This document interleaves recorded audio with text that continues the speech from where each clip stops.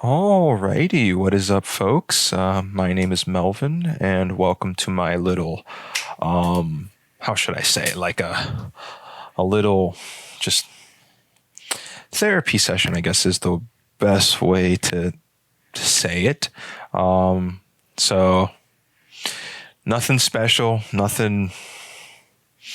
Just gonna be me talking 30 minutes for now. I actually wanted it to be an hour long, but I just want 30 minutes of just kind of whatever it is I wanted to say. Because earlier I was outside, I was exercising, I was just walking for 2 hours, and this was just kind of an idea I had in my head of just allowing myself to just kind of separate myself from the world. Because just something that I'm noticing is that reaction videos and just I guess just the internet, just creating content and consuming content is just becoming more and more. The hunger is real. You know, people are just watching more and more content consistently, and what I'm noticing is just everyone's just kind of making the same type of content, which is fine. I guess that's happened since the beginning of making videos and posting them online. People just making the same type of stuff. But you know, I guess I just wanted to make something that was different. You know, even if it's unoriginal. I guess you can't say that anymore. The internet is just full of unoriginal content at this point. It really just is. If you have an idea for something, it's probably already been done already. Even what I'm doing right now. So I just kind of want to separate myself from that. Just kind of talk and just kind of let myself be myself, you know? So I didn't really have any ideas of what to talk about. But I'll do it. I guess the first thing I want to say is just the fear I have of just kind of how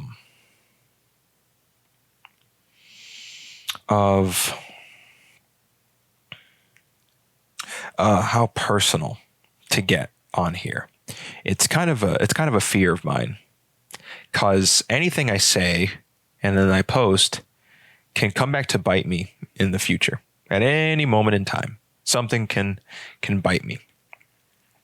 You might not know what it is, but it might bite you. Something that I think helps is just I think I think that the content creators that embrace their mistakes the most do the best job. And when I say embrace mistakes, I say those who make it part of their character. I think those are the people who can withstand that online.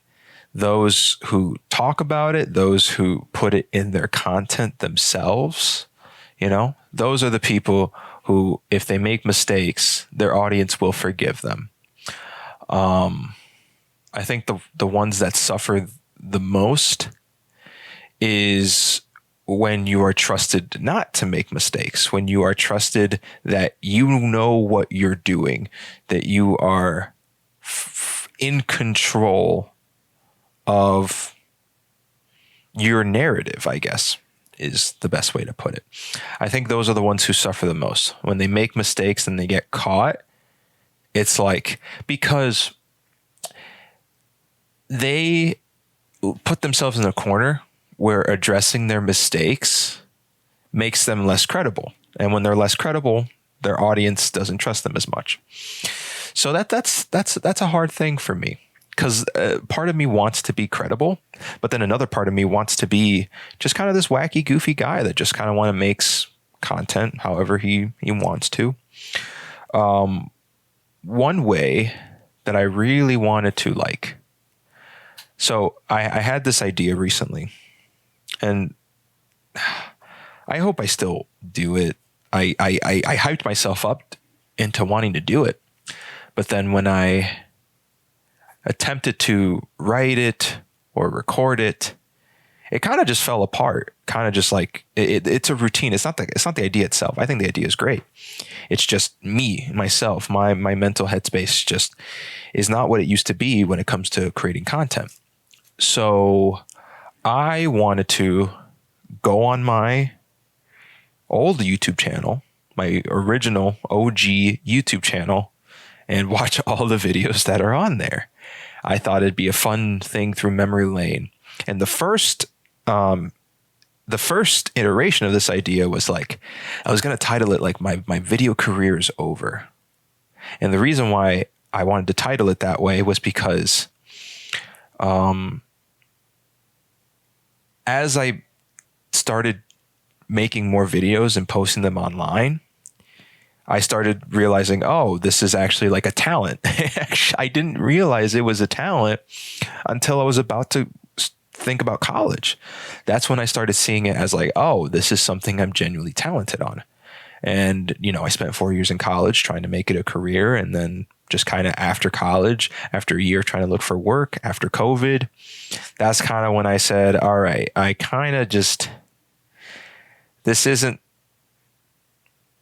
might not be the industry for me, at least at this time where I felt emotionally. It just didn't feel like a right fit. I wanted something that felt more stable, that felt more adjustable, where if I learned a skill, I could move it towards something else. I wanted to not feel stuck because COVID essentially made me feel extremely stuck, and I didn't want that feeling. So I wanted something that didn't feel that way. So that's kind of why I stepped away from that kind of career. And I wanted the video to feel kind of like a conversation where I am talking to you as a person, talking about my career, my path over a decade-long career. And I wrote it. I didn't write a script, but I kind of had it like jotted, and I felt pretty good about it after I had kind of an outline for it. But then when I looked back at that script, I was like, I kind of don't know how to keep writing. What if I turn it into a comedy? What if I turn it into something that's funny? So then, and that's something, I think what makes me lean more towards that is just, I like making funny videos. Like I like trying to make something funny because it is hard. It is something difficult to do, just personality wise, I guess even script wise, even though if I wanted to do something that was comedy, it would be entirely improv, and then editing and just creating it. That would be something that's very difficult. But then if the challenge was pulled off, I'd be really happy with it. But again, just taking on that challenge of just having to edit something like that fears me to a point where I don't want to make it. So that's kind of just where my headspace is at for making content. I am just extremely scared to do so. Like extremely. I don't want to mess up. I don't want to feel like I'm making mistakes. And that's not a fun headspace to be in at all. It's something I created for myself. And I wish I hadn't. I wish I could. That's probably one of my bigger regrets is I wish there was a way I could go back in time and stop having these like big aspirations to make content and just make it. But at the same time, because I have these aspirations is the reason why I'm still making content to this day. I still have some sort of faith in myself that I'm either going to pick it back up or make something where it's like, oh, it was all worth it. Something is telling me to not give up on this, whether it be the hours and it's actually the decades of investment, or the fact that I still find it fun. It's one of those few hobbies I still find fun. That isn't video games, This, I find this process fun. Even though most of the time I don't like doing it or I'm scared to do it. Like, even though there's so many hurdles in my life, I still find this fun. And I still think there's something I can do with it. Maybe it won't be as a full-time YouTuber or a full-time live streamer, or maybe I'll never make money on it ever. Like, in terms of, like, I guess money where it's like, wow, you know, maybe that might be the case, but that is just life. I guess that is just life. I can't, I don't know. I can't try to push life, you know. I really got to stop, like, just keep going. Something that my manager, like me, sometimes once in a while, just me and my manager talking. He's got decades more of experience than I will. He'll always have decades more of experience than me. You know, that's just how it is. But, you know, he told me something recently. I just got to stop and smell the roses, and maybe he's right. Or he is right. He is right.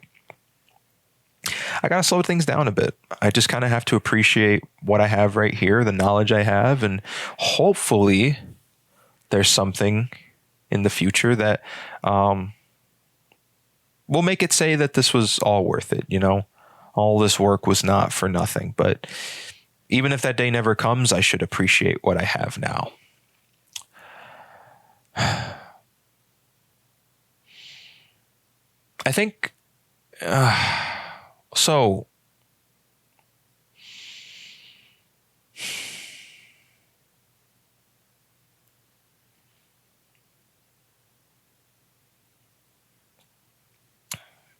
the way that the internet works now, which kind of scares me in a way, is that there's no pause. There's a lot less pauses than ever in people's brains and in the content.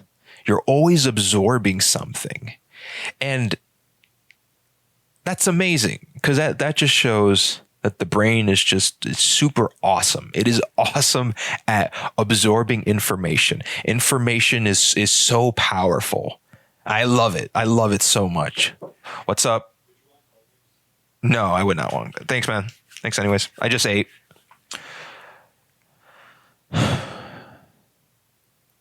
So I love the idea that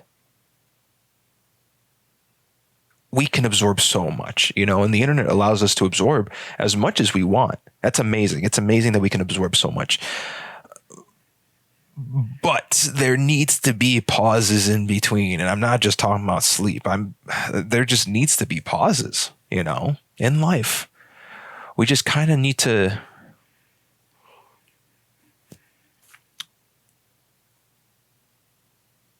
We kind of need to know when to let go, you know? Because even though we can live longer than ever, there are more things to enjoy in life than ever. There's way more things we can enjoy now. I also think that we put too much pressure on us. All of us do, I think. There's so much pressure to find mates. There's so much pressure to make money. There's so much pressure to solve problems and to understand people, you know. And I don't think that was ever our design at all. Our design was to just be ourselves, you know. One of the best decisions I ever made in my life, or actually it wasn't even my own idea, but one of the best decisions I ever made was adopt a cat, you know, my wonderful boy, Junie, because I think he teaches me more about life than I think any person ever will. And it's not for the things. It's simply because that he's perfectly content with life, no matter what's going on. Problems will happen. You know, one of the things about him that's just a joy is food is exciting for him. Food is like his number one thing. And I think it's so funny that I got a cat that just loves food so much. Like if I'm in the kitchen cooking something or making anything and a crumb falls down, he will go after it. My roommate has a cat. And here's the gross thing about cats. Cats vomit all the time. Not all the time, but they vomit on a regular basis. Just keep that in mind. If that other cat vomits, his face, so like this is the other cat, this is Judy. He'll be right there. He'll be right by his face. Like he'll try to eat it. Like food is just that exciting for him. And it's so interesting having a cat that eats so much, because I struggled with eating. To this day, I struggle with food. Binge eating is bad. I've binged eat my entire life. I've gotten better with food, but there are still moments where if I'm bored, even if I'm not hungry, there's just the enjoyment of having food in my mouth. I will keep eating. I remember one time, and this was when I was under the influence. I just kind of looked in the fridge, and I ate and ate and ate and ate and ate. This is gonna get kind of gross, but I mean it's true. It's what happened. I ate and ate and ate and ate and ate and ate and ate. And then I vomited it all out. And I just remember seeing that, and it was just like it was essentially it was like a soup. It was a stew. Stews are chunky, so it was just like I didn't even eat any of it. I enjoyed the process of eating it, but I wasn't eating it. I was just doing it for the sake of flavor. I remember I used to buy those 25 pack gums, those extra big ones.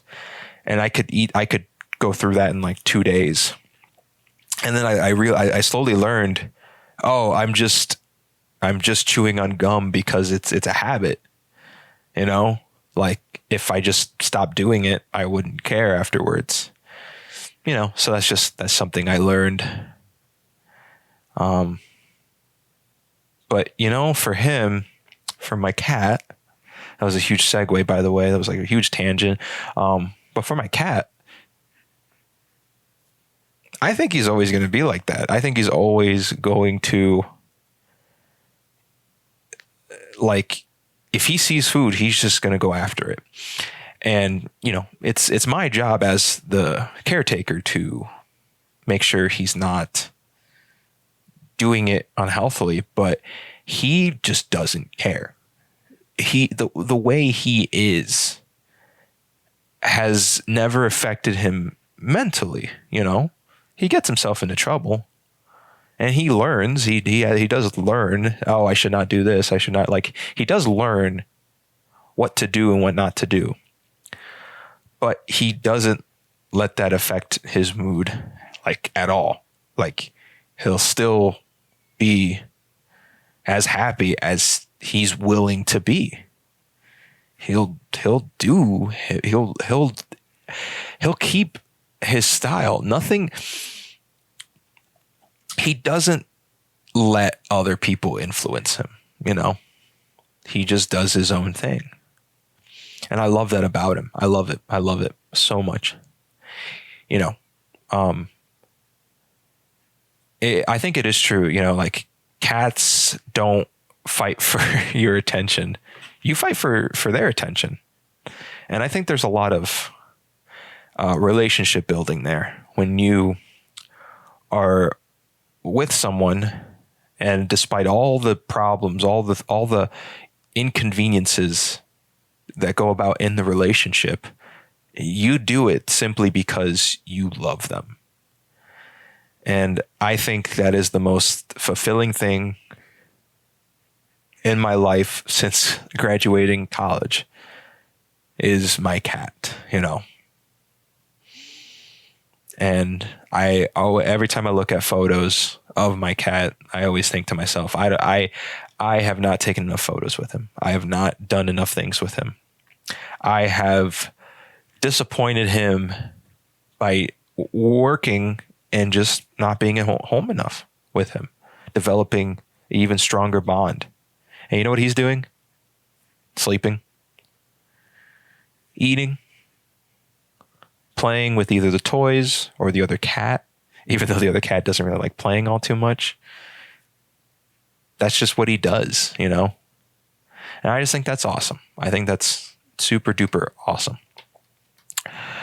So something I was trying to figure out if I should start doing is just start listing my problems in terms of what I want to fix.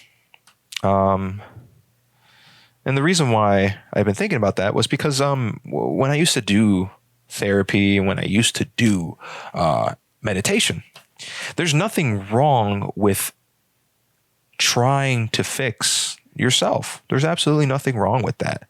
You know, there is something healthy about wanting to look at your problems and wanting to fix them, analyzing them, looking through them. I think putting it on a piece of paper or writing it down, what it helps you do is just kind of show you that it's not a big deal, not as big of a deal. It's not something worth keeping in your head the whole time. You know? But I think for every problem you write down or that I write down, I should include something that I think I'm good at, something that is a skill of mine, you know?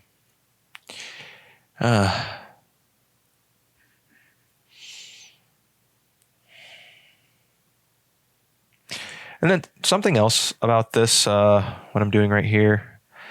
Well, originally, when I had this idea, I was going to do an hour, but I have to be somewhere.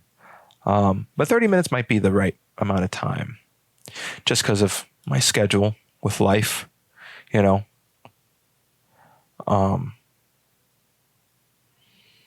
But you know, I feel like if I ever did this type of style, I would not save the broadcast of it. Like I would not have it because I don't feel that what I'm doing right now is worth preserving. I think having things that are temporary is okay, especially with how the internet is now and how we're preserving pretty much everyone's interaction online. I think it's totally cool to have some things just be temporary. Just have it be, all right, I produced it. Now I'm putting it away. And yeah, because even though something goes away, it doesn't mean it didn't affect us inside, you know, on the inside. I think there's so much about humans that we can take advantage of. So something that's growing in popularity, I love it and I hate it. I love it and I hate it. AI art, generating AI art.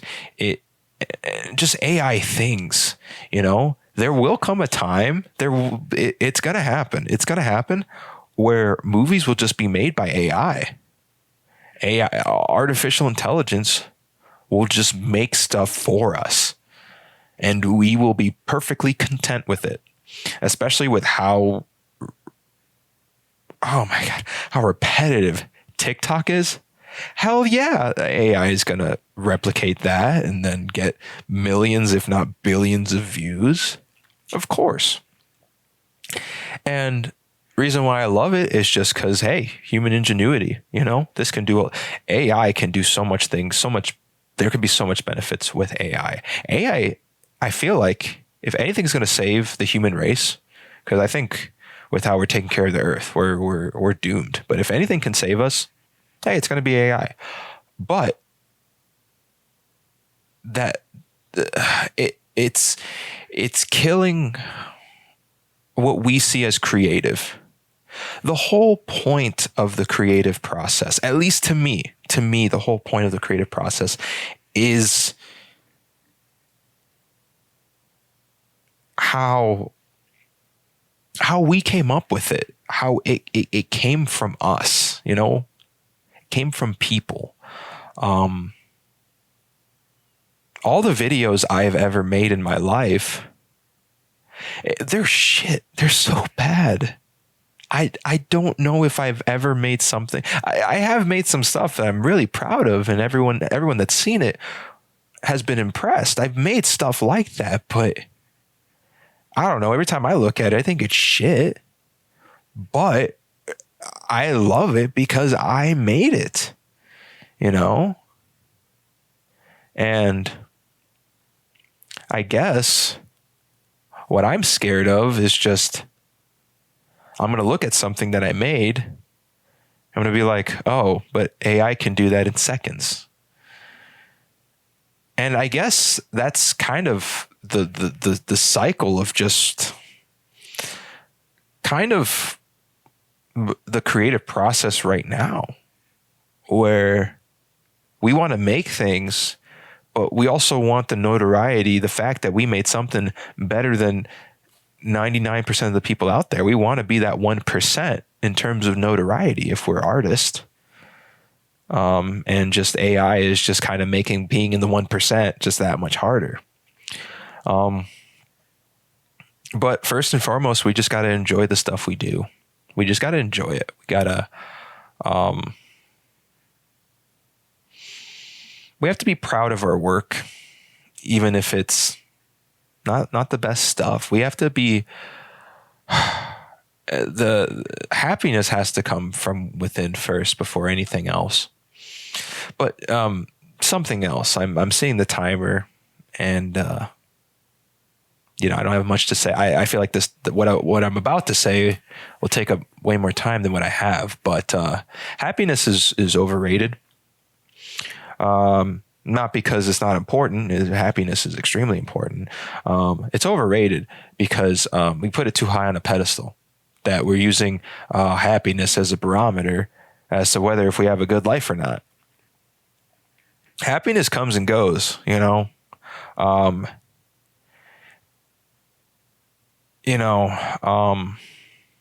being average. I feel like if you can be content with being average, you have the best life ever.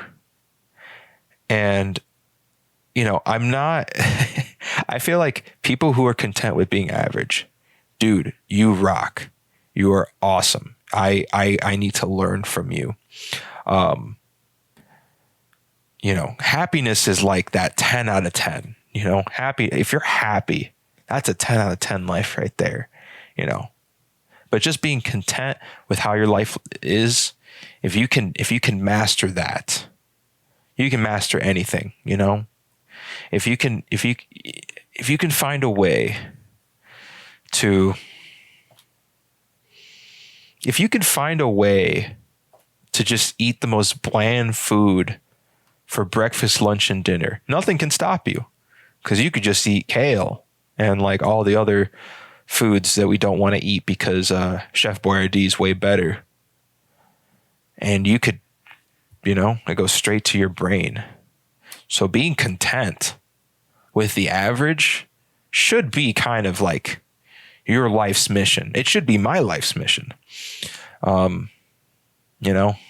think the internet, because happiness sells, fun sells, and even being angry sells, all that stuff. We're more likely to want to find that thing that makes us happy. And yes, finding things that also make us angry too. We go out and find those things on a regular basis. We do. We really do. That's a part of life. So as we have this last minute, I guess what I want to say is that this session, what it's meant for is, I'm not looking at my phone. I'm not reacting to content. Hell, I'm actually just trying to stay away from talking about those things. Doesn't mean it won't come up, but just I want to be. I accidentally stopped recording. Oh no. I want to be here with you guys. I want to